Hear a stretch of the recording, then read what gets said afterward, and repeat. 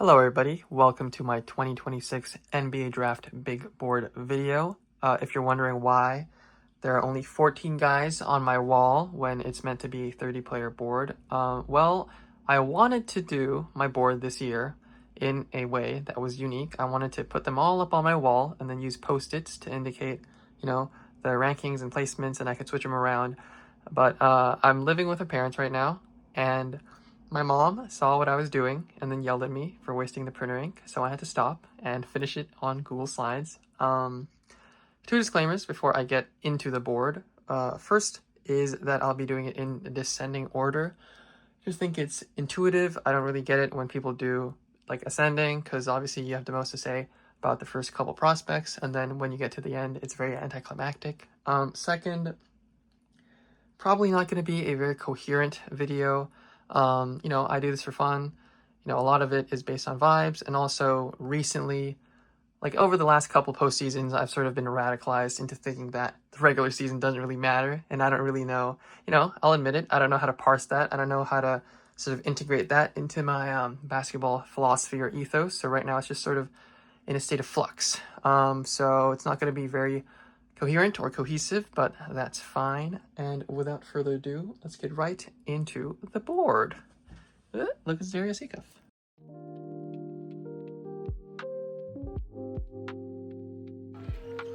I don't think I have anything to add to the Synac discourse. I mean, it's fantastic anthros, massive guy, great athlete, especially for the size, but I, like many others, don't think that he has like an NBA skill. Fine rebounder and play finisher, but I mean, pretty standard for someone with this physical profile, unless your hands are horrible. Some people are enticed by him shooting a bunch of threes. Personally, I find it hard to be moved by a decent volume of threes taken when you shoot 62% from the line. Still a freak, and it's hard to be fully out on him, but he should have gone back to school.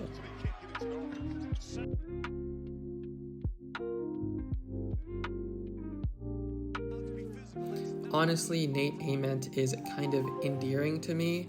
His girlfriend is very pretty, and I guess it's just inspirational that you can shoot 51% at the rim and court a beautiful woman. Jokes aside, I've always been pretty down on him. I never saw it with him, I guess. Entering the cycle, I was highest on him at 16, and then I only had him there for a week before I dropped him into the 20s. I don't think his situation was perfect. He was obviously just not suited for the offensive burden he had to shoulder at Tennessee, but really all he did was like rebound fine and draw fouls and like shoot free throws fine. This is a 6'10" wing that shot 43% from 2 and 51% at the rim. Like, I don't know how much more bluntly I can put it. He's just not very good. And I know it's a cliche, but the shades of Rizishay terrify me, frankly.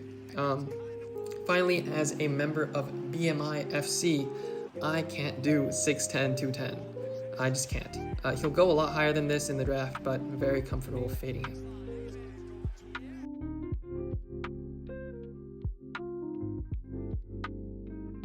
Ugonna Onyeso, I hope I'm saying that right, is just a good defensive big. Solid size, 6'11", I think, with a 7'5" wingspan.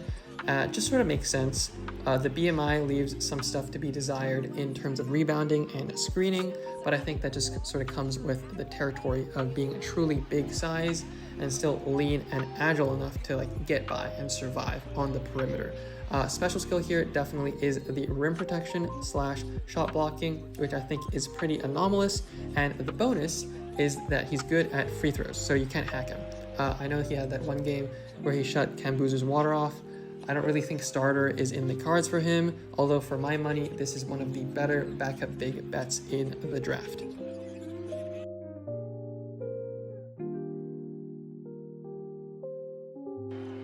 BMI and priors, I would say, make up the foundation of Koa's current consideration as a prospect.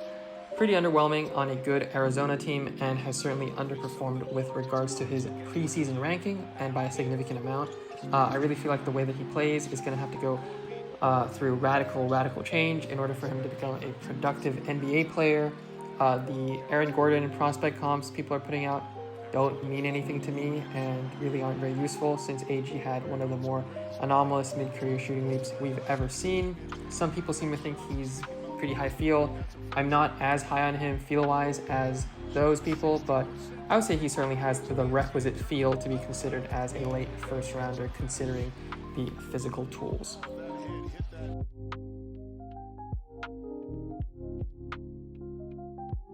I've lumped Cameron Carr and Isaiah Evans together because I think they project to be the same kind of guy in the NBA, and in my mind, they are reasonably similar as prospects. They're both part of an archetype that I don't really like very much, which is the low BMI kind of lanky shooting wing, where people assume the defense exists / is good because of a plus wingspan. Everyone knows I'm throwing shade at Trey Murphy with this, and I do think that he's been generally overrated the past 2 years or so, although there has been an overcorrection as of late. Make no mistake, these guys having a Trey Murphy level outcome would be pretty fantastic. Cam Carr is more highly regarded than Evans at the moment, but I don't really see why. Better at defense and blocking shots, but he's also 2 years older and much more. I'm much more confident projecting Evans to be like a really good knockdown shooter. So to me, it's like basically a wash. I remember one time for Carr, when his anthros came out, they had a typo and it said 7.5 wingspan, and I was like, whoa. And then after a second, I was like, no. I've watched, I haven't watched every Baylor game, but I've watched enough to have noticed if he had a 7'8" wingspan, and this is not true. And it wasn't. He has a 7-foot wingspan. Honestly, even if neither of these guys are actually good, this archetype has been pretty overvalued by the league for a while, so maybe a year or two of gaudy stats can net them like late lottery value through trade.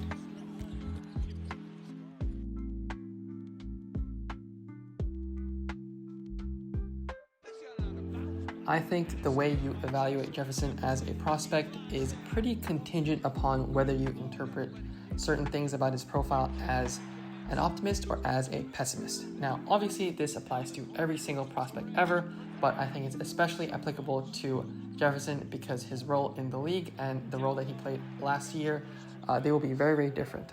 His role in the league will be Kyle Anderson-esque, but last year he did a lot of engine stuff in college and wasn't fantastic at it. Now, personally, I don't see the merit in penalizing a prospect for scaling up and not being great, since there are so many prospects that are just never called upon to scale up. So, are we rewarding them for never having the opportunity to be exposed? That isn't very intuitive to me.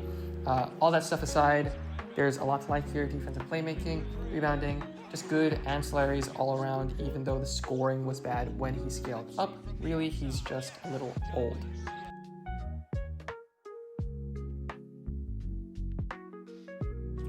What a shocker. The guy that cares about BMI is super high on the highest BMI big in the draft. I love Terrace Reed.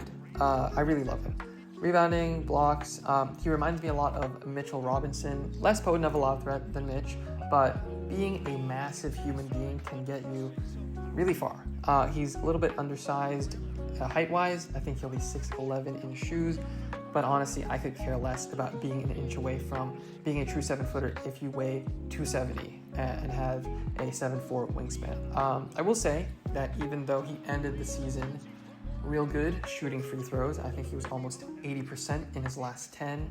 He was still like low 60s on the season, so sadly, I expect this to be a hackable guy, just another Mitch parallel, but I expect him to have a long and fruitful career as a low-minute, high-impact player.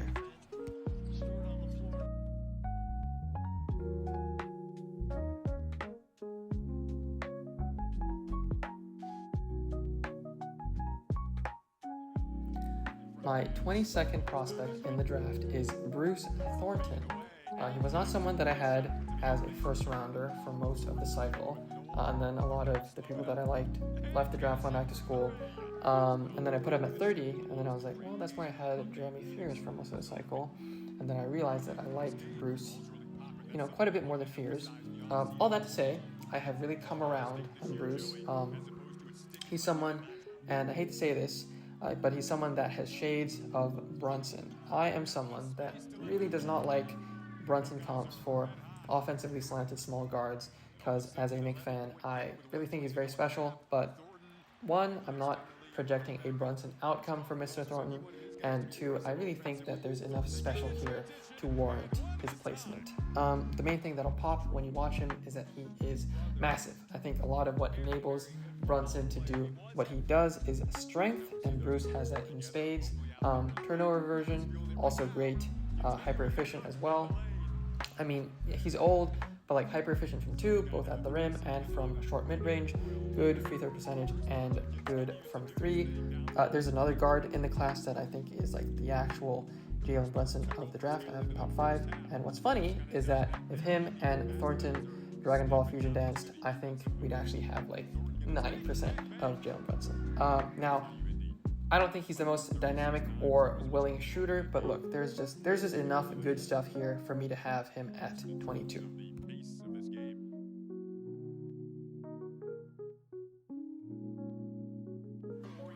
Ostensibly, Christian Anderson, best shooter in the draft.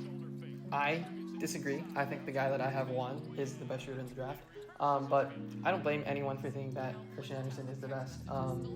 All the metrics say that he's the best. He has good priors. Everything's fine. I just don't think that he does anything else very well. I don't think there's really any lead guard upside here. Defensively, what do you expect from like a 6 foot flat, twig guard? There is more effort than someone like Acuff, I guess, but it doesn't matter. When you're this light and you're this short, look, there's nothing more he can do. Like, I don't blame him, but I'm not high on it, other than the shooting upside.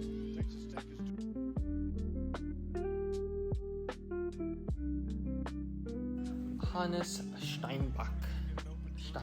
I'm sorry about that. I actually have a friend that watches the NBA who is a little bit younger than me. He's at UW right now, and Hannes was not good enough for him to start caring about college basketball. Maybe that says a lot about how good of a prospect he is. No, but actually, look, I faded him at points, but when you're basically a true 7-footer, I think almost 6'11" barefoot, this good at rebounding and offensive rebounding especially, like I really think his hands are pretty special. Good at screening. You're good enough to be the 20th pick. I think his defense being pretty bad locks him into double big lineups in terms of starter outcomes. Like, I think he probably has to be a 4 next to a defensive 5, but I think there is a world where he's talked about sort of like iHeart, not as a one-to-one comparison, but like obviously he is offensively slanted, and I would say that iHeart is defensively slanted, but the way that people look at like Brunson's on-offs in 2024 and they're like, yep, that's the iHeart stimming. Like, I can see a world where he's synergistic with a particular guard, like setting screens and stuff in such a way that he has at least a flash in the pan, like, whoa, these on-offs are crazy season.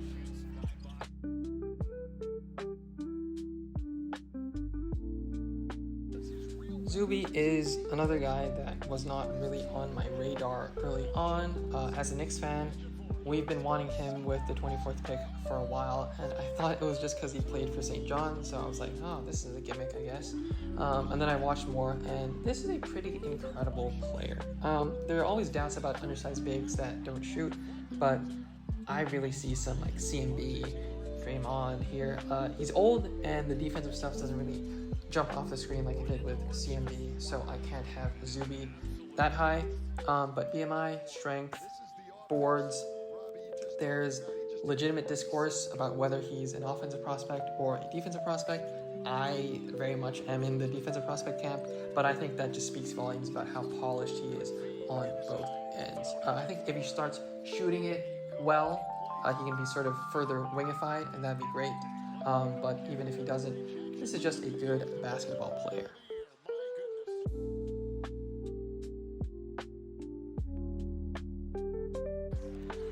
Darius is, it's difficult. It's hard to do an evaluation of Darius because there was a while where it was basically impossible to have like a good faith conversation about Darius Acuff because there were so many sort of fanatics, and there were so many spreadsheet people that were like, no, he's actually bad. I faded him entirely at the beginning of the cycle, and then when the nerds were like, yep, he's bad, I was like, okay, fucking nerds. And then I was like, oh, he might be top 10. I have gone back to practically fading him entirely because I think the shooting is fake. I don't believe in it at all. This is clearly a very talented offensive player. I think the interior passing, I think the play in transition, I think all of that is fantastic. I just think that the shooting is fake, which, I mean, I don't know. His priors are straight up bad, and then he shot 44%. Like, I don't know what you want me to do with that. I could have maybe done like maybe it's like he did improve, but this is still a little bit fake. I am choosing to interpret it as entirely fake. That's why I have him so low. But also, obviously, the elephant in the room, the defense is abhorrent. It is not only a lack of defensive feel, it is a lack of defensive effort. I don't buy into any of the, oh, well, he has a 6'7" wingspan, oh, he's like strong or whatever. I did see a tweet from a biomechanics guy very early in the cycle where it was like, he's not stout. And I was like, he's very clearly stout. He's a stout guy. He's pretty thick. But the defense is just so bad, and I don't like to project people to get better defensively, like in terms of feel or in terms of motor. I usually am not confident in projecting improvements and that sort of stuff, so it's just not worth it. If I get burnt, fading Darius Acuff, I'm fine with that. I am so fine with that. If it turns out that the guy that was just straight up a bad shooter came into NCAA, shot 44%, you know what? If that's real, what are we doing here? I guess I'll just start watching volleyball.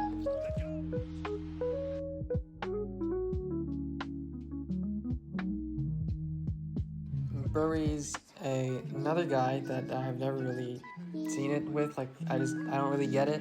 Not in the same way that, like I said the same thing about Ament.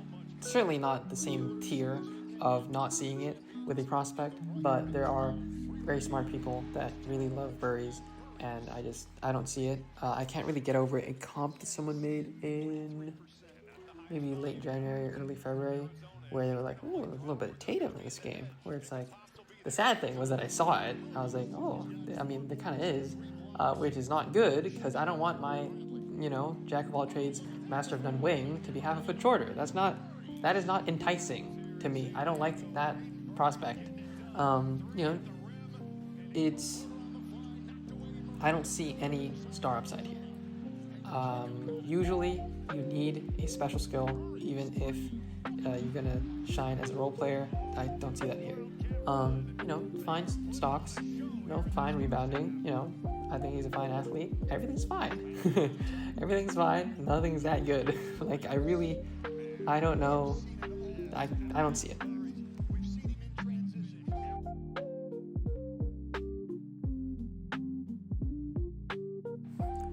Keaton Wagler and Phylon are sort of the, upgraded version of Carr and Evans, in the sense that there is a pretty substantial gap between how they're perceived by not only the consensus, but also, people that are smart. And I don't get it. I'm dumb. I need this to be out there. I'm stupid. But to me, it's like, yeah, these two athletically limited, low BMI guards, Phylon, maybe he can scale down and be good at defense and get boards. Wagler, there's none of that, but he might be a nuclear shooter. Both of them, I'd say I am a little bit wary of projecting them to be good shooters. Okay, I'll get into this later, but Wagler, just the priors make me a lot more confident in him. But like both of them, hovering around the 79, 80% free throw percentage, not the most inspiring thing in terms of like these guys really need to shoot very well. What worries me with Wagler, there's no mid-range counter here. Whereas for Phylon, it's like he has just a lot more craft. You've seen all the Phylon SGA sort of compilations. I just don't like either of them very much. I don't think either of them are that contact averse either. I think that, especially Wagler, he had the sort of it was the same with the other Illinois guy. It was the same with Will Riley, where they're skinny, but they're not scared of contact. However, because they're skinny, just when you face contact, it doesn't end that well unless you get free throws. That's just how it goes. I am aware that I'm fading Wagler pretty hard. Whatever the production. And also, I would say that the situation that Wagler was in, pretty good. The context, pretty good. To me, it's a wash between the two. You might be like, that's stupid. Wagler was younger, more productive. I don't see it. I just don't see it. I've also leaned a little bit less analytics as of late, so maybe that's why, but these two are the same guy, practically.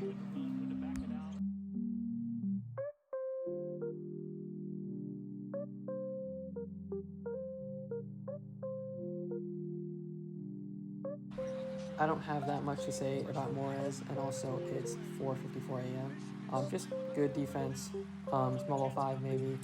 Obviously, BMI and athleticism, this is a freak. He'll shoot, just a good player.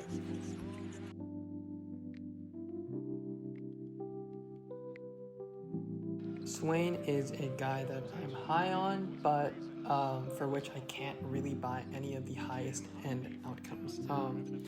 He just turns it over too much. One of the best rim pressure guys in the class, but he just turns it over too much. That's why I can't really do the Jimmy Butler comps. They both grift well, they both draw fouls well, but it just doesn't make any sense to make a Jimmy Butler comp with someone that turns it over this prolifically. Still, he'll shoot.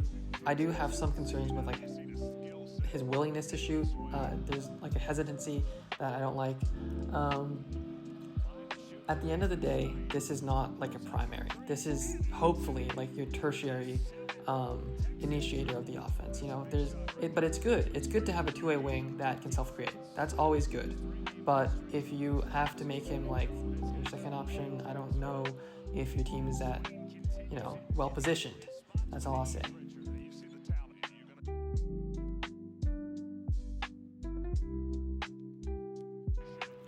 You can be very high on Mikal Brown, and I will respect you as a human being. I personally am not very high on Mikal Brown, but I would get it. To me, it's just, good shooter. I don't really care about the back issues. Good at the rim, fine athlete. To me, the issue is that he gives me more it's more of Anthony Simons, Trae Young, rather than LaMelo. And don't get me started on people being oh, he's Halliburton. No, he's not. What the hell? You can't do. It's sort of like the Swain and Jimmy Butler comps where Halliburton had a 3.5 ATO. I know that ATO isn't everything, but let's be fucking serious, dude. There's no Halliburton here. There's no fucking world in which he becomes Halliburton. This is I see so much Trae here. I really just see so much Trae, and that worries me, There is a LaMelo sort of, LaMelo with the ability to pressure the rim, maybe. It's I don't know. I don't know if he's that level of savant passer. I lean towards no. I'm low on him. I could have had him, honestly, I could have had him in the Wagler Phylon bucket. But I get why some people have him top 6. I don't get it. I get it, but I don't see it. I don't, I understand, but I don't agree.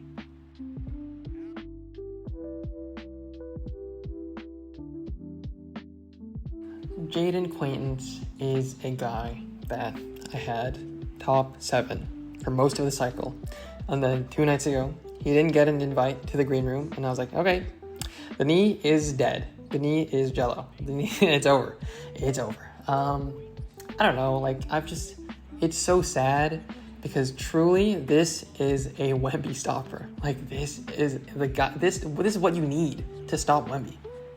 And then it's just sad, man. This is one of the most overwhelming defensive prospects ever. I think a lot of the he's still a bit jumpy. I mean, yeah, he's he was 17 at ASU. That's gonna happen. I really thought that he was quite poised for his age. We've known about this guy since 2023, I don't know if you guys remember, but like being on draft was being like, well, 26 draft could be better than 23 because Boozer might be better than Wemby, and then at that time Cooper Flag hadn't reclassified, so he was like, and then Flag is gonna be better than Scoot, and then JQ is gonna be better than the Thompsons. He was famously down on Wemby and the Thompsons. I think that has not aged the best, but JQ is a freak. He is like defensively just prodigious. What worries me with the fact that he, didn't get a green room invite and just the injury in general is like maybe these guys just aren't meant to move like this. Like, Time Lord, Mitchell Robinson, these guys just don't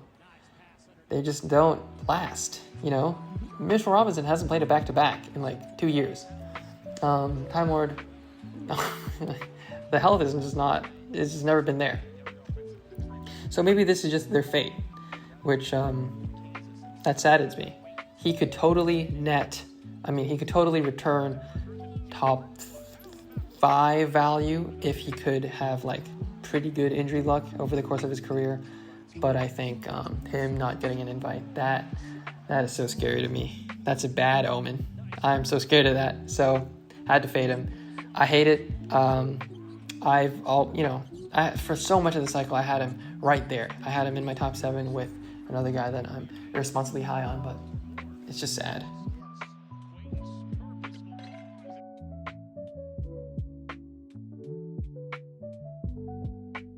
I'll be real. With Graves, I am sort of a little bit deferring to Spreadsheet FC. When I watch the tape, it's good. It's like certainly like lottery good. I look at the stats and it's like, yeah, I understand why everyone's like, he's number 2. Like everyone that is like a spreadsheet extremist has a number 2, and it's like, okay.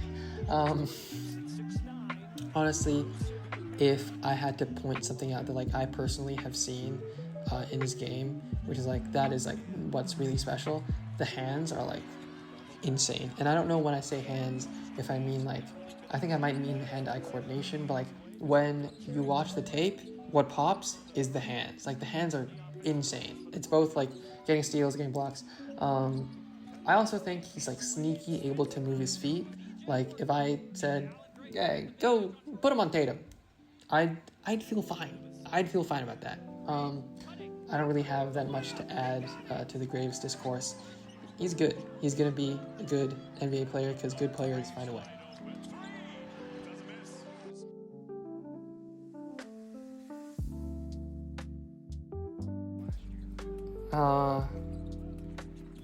It's 6:15 a.m. Klingon, less strong, better passing, probably won't shoot. Better touch than the free throw percentage indicates, but probably won't shoot. That's fine. You need a big, huge guy as a defensive anchor. That's Mara. And a little bit of hub upside.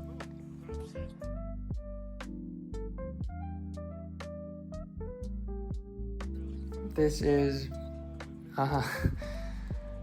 like, imagine OG Anunoby with like slightly more polished self-creation and not as much of a physical freak. The only real knock on him is that his TikTok is kind of cringe. That's not a joke. That's in my notes.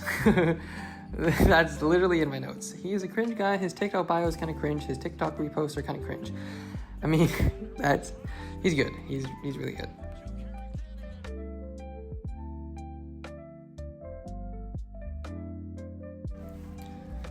Don't fade the two-way guard that has incredible, Felix touch intersection just because he's 6'2". Don't do that. That's stupid. Bet on high field. He's high field. Kingston, one of the highest field guys. He's feeling it up. I think probably it's him or Sturts. I think maybe Sturts a little bit less. A little bit more mistake averse. I think Kingston's probably the best the better passer, although Sturt's pretty good. I think I stand with Kingston being the better passer. I don't know. It's hard to find guys that are this athletic, like engaged defensively, know the game. Don't fade this guy, dude. I probably have forgotten so much stuff. It's 6:30. I haven't slept in 30-something hours. I was waiting for the Giannis trade.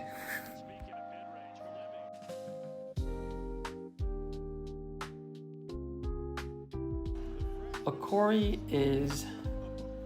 he's someone that I kind of put off improving his ranking within my board because I know a kid that applied to Stanford this year and they rejected him, even though his name starts with an S as well. So I don't respect an establishment that doesn't respect alliteration. All right, seriously, Corey, for my money, in a hard-fought battle for PG1 in this class with the guy that I have right above him. Some of you will be able to discern who that is just by process of elimination. Okori is just incredibly good. Rim pressure, just fantastic. I'm not comfortable fading him, even though there's finishing concerns. There's a lot of stuff where it's okay, is he that good of a passer? Was his contacts that good? Was his contacts that bad? I tend to think so. Stanford was horrific. It was just not good. It just pops. You watch the tape and it pops. I hate to sound all eye test FC, but you watch it and it's I don't want to miss on this guy. I really don't want to miss on this guy. There is a maxi sort of outcome here, I think. I don't really feel like I've been able to gauge how good his feel is through passing and stuff. I don't think it's better than Fleming's or Sturt's. But dude, first step athleticism, he is incredibly close with Sturt's for me. It's difficult because I've loved Sturt's the entire cycle. I was it's the top four and Sturt's and JQ, and then I was I have to fade JQ. I'm sorry, you didn't get an invite to the green room. And then it was Sturt's, you're all I have. So I couldn't really put Corey over Sturt's, but with the age advantage in Corey's favor, he could have been there. Just if you're someone that doesn't follow the draft, just watch an Corey highlight tape. It's pretty great.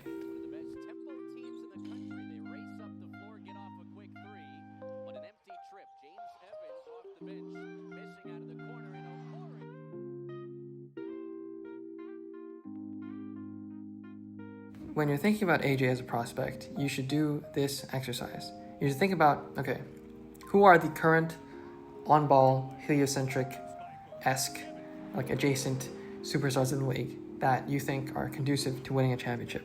For my money, it's SGA, it's Luka, and it's Giannis.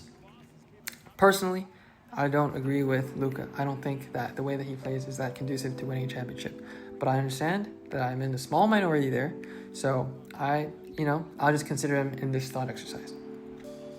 Now, I think that Luka and Giannis have traits that are very, very important to the way that they impact the game, that AJ, it's impossible for AJ to ever attain them. For Luka, it's his playmaking. I'm part of the school of thought that thinks that you can improve playmaking to a certain extent, but the savant level playmakers like Luka, Trey, LaMelo, Halliburton, Cade, you will never reach that point, ever, no matter how many reps you can get. So AJ will never get there. For Giannis, it's the defense. I don't care whatever tools AJ has, it's not going to happen. I would say maybe the playmaking is 0% chance and the Giannis defense is 0.5% chance, but it's just not happening. So you're left with the sort of SGA path. The way that he's able to survive without, incredible playmaking and, without incredible defense, although I think he's better at defense than AJ, is being hyper efficient and never turning it over. I think that there is a certain avenue for him here. I think AJ, he isn't the traditional turnover suppressor in terms of he'll have personally a 3.5 to 1 turnover ATO. I think he already has a pretty positive impact on his team turnovers, which is already good. I don't know if he'll ever reach SGA levels of efficiency, but I think that's probably the easiest parallel to make, because SGA also doesn't really have a very reliable three-point shot, doesn't have like a good off-ball game. There are a lot of SGA sort of pitfalls that SGA has sort of been able to overcome that AJ also suffers. Now, to me, I don't ever see him becoming like a true two-way star. I can see that sort of with Caleb. I can see that with Darren. I think that for Cam, the feel is so high that he'll find a way to not be a negative. I think AJ is going to be a negative. A lot of people think that he's not going to be hunted just because he's big. We saw Wemby get hunted, dude. Like, we just have to be a little bit more serious. This is one of the worst sort of defensive engagement, instincts. It's a general lack of knowing how to play basketball when the ball isn't in his hands that makes me very, very worried about his defensive outlook. That's why he's at 5.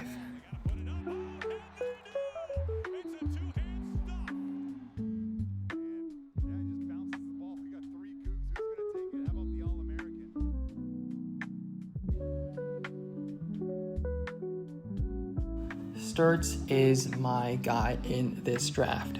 He is the guy that I was talking about before this in the Thornton section when I was like, there's another guy that's even more Jalen Brunson. This is the guy.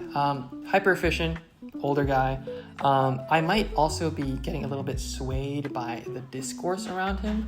I'm going to get into the more tangible stuff, but like you just hear the discourse around Sturts and it's like, well, he might be a starting point guard, but it'll be next to a star wing or a star big. And it's like, that's what they said about Brunson, dude. That's what they said. And like he gets unathletic accusations, which is like, that might be racism, because I really don't think he's I think he gets lumped into like the Wagler Phylon bucket. I don't think he's that at all. I think he's fine. I think out of all the guards, probably except for Flemings or maybe a Corey, he will bleed the least value defensively.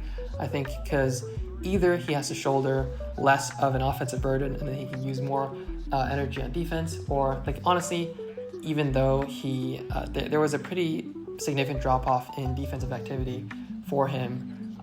I mean, there's just no way, even if he is playing like a Jalen Brunson role, there's no way that the usage, like the on-ball time, is as high as it was in college. The motor is just, it's a collection of Brunson-esque qualities that just make it's just so attractive to me. You know, it's the motor, I think he has fantastic off-ball equity.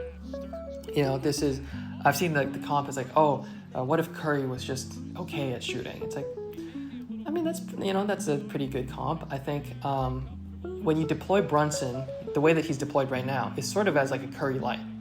You know, he's running around, setting screens, catch and shoot threes, all that type of stuff. I think you really sort of have to do that. That's why in the AJ section I said I don't really think that the way that Luka plays is very conducive to winning. But it's also like the balance and the poise that I think Sturts has in common with Jalen. It's, you know, the hyper efficiency. Like it's insane. I think the touch is truly like otherworldly. I understand that probably what Brunson does doesn't work without the intangibles, but God, I mean, like I just really fell in love with this profile, and this is my risky placement of the draft. I could get burnt by this, but this is just my guy. This is just my guy. I would say that the reason I can't really go all in on my Brunson sort of comparison is that the BMI, it's good, like compared to Phylon and like Wagler and all these other fucking twig guards, they're good. It's good, but Brunson is just like such a one-of-one. It's like, that's why I was like, dang, if Thornton and Sturts, did the fusion dance. Also, in terms of a bag, Brunson's bag is like pretty unreal. I think that Sturtz really has like a couple go-to moves. I don't know how much that affects his ability to like sort of emulate Jalen, but I love Sturtz so much, dude.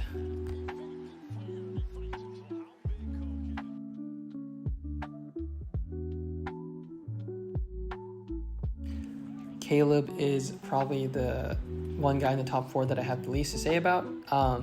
He was my number 1 prospect for a couple weeks back in, I want to say March. I was just, this might be Giannis. And then you sort of think about how Giannis, came to be. And first of all, the handle is not as good. And then the physical development is, I'm not going to bet on that happening for Caleb. He's a lot older. It just doesn't happen to anyone other than Giannis. So why would I bet on that? Like, that was just kind of dumb. This might be, KG light, maybe. The reason that I faded him, I could have, once I got off the Giannis high, could have taken him to like 2. But the reason I didn't was I have soured on his defense quite, I wouldn't say a lot, but significantly. I think before I sort of came down on it, I was projecting sort of like, sub Wemby, like not Wemby, but like sub him, that sort of depoy range, like Barnes, Asar. I don't think he's going to return that sort of defensive value. I really think that there are good things here. I think the turnover version, while like shouldering this offensive load, I think the athleticism, like the defensive flashes are really great, but I am not someone that discounts motor. Like, I'm not the type of person to be like, well, it's just motor. He's going to play harder in the league. Like, I don't think that makes any sense. So, certainly still, like, I prefer him to AJ because this is, like, real two-way superstar upside, whereas AJ is not really. But it's hard for me to get him above Boozer or Darren.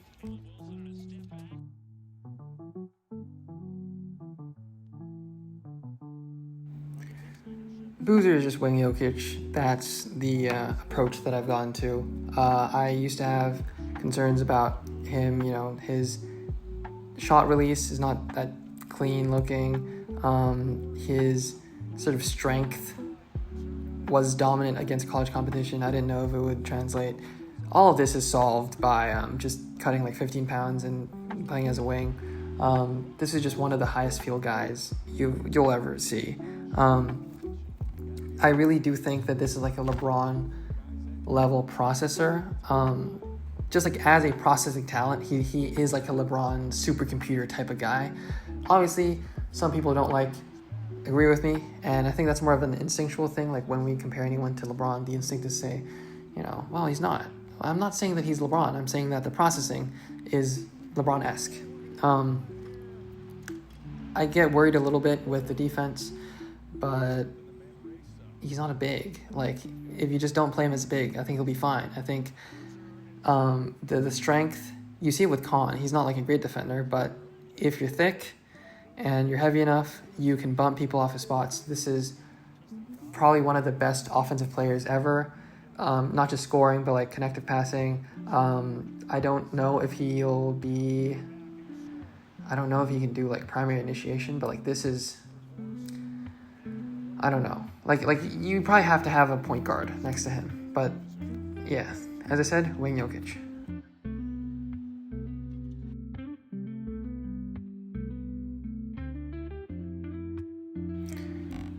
Darren has been my guy. Sturtz has been my guy, like, in terms of I'm irresponsibly high on him. But Darren's been my guy in terms of, like, he's, fell in love with him last June. And I've just really never looked back, other than, like, 2 weeks where I had Caleb one. He's just everything that I would not be as lenient with other prospects. I am very lenient with for Darren. Like, I really would want a higher free throw percentage for him because I so much of what I want him to be is predicated upon him being like a complete nuclear shooter. And he's like 83%, which is fine, but it's like, I need like Colin level shooting. And then I'll like look into his priors, and it's like, this guy is a 90%, almost 90% free throw shooter, and he used, pre-NCAA, he was good at pull-ups, but not good at catch and shoots, and then NCAA, he becomes amazing at catch and shoots, not good at pull-ups. Like, I can sort of piece it together. To me, and I'm giving him a lot of grace, because I don't think about the other prospects this much. To me, this is one of the most insane, like, natural touch talents that we've ever seen. It's touch at every level. It's the potential to be like I don't want to do this because it's stupid, but what if this is just Big Curry? Like, what if this is just Big Curry? What if this is Curry with plus stocks? What if this is Curry that is 6'6" with a 6'10" wingspan? Like, I see it. Like, I'm sorry, I see it. And even if he's not, like, I have kind of some worries. The playmaking. Look, I am not as down on his playmaking as all the nerds are. I'm not as high on the guy. There are guys that are on my side. They're like Darren Peterson FC, and in March they were like, "Hey, you think his ATO is bad? Hey, look at Cade's ATO back at Oklahoma State. Hey, you think Cade's a bad passer?" It's like, guys, I mean, we have eyes. We're not fucking, like, let's be real. He's not Cade. That'd be stupid. But he doesn't need to be Cade. Curry's not Cade, whatever.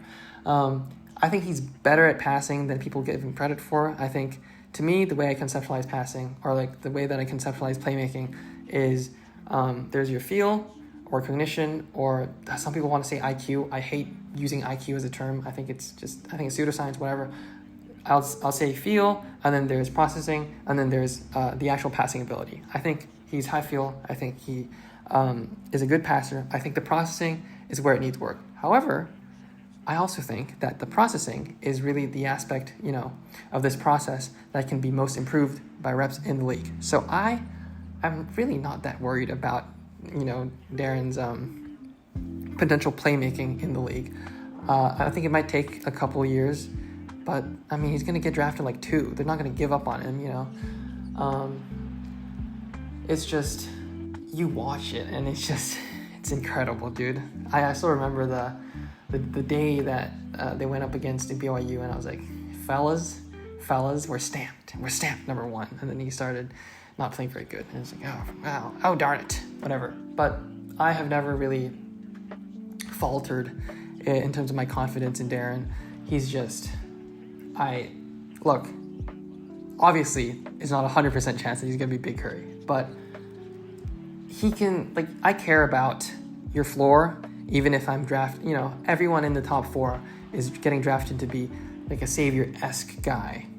But it still matters what your floor is, A guy like AJ has no floor because he has no off-ball equity, no defensive upside.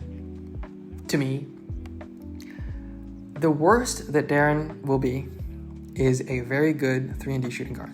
That's the worst. How could I not have him number 1, dude?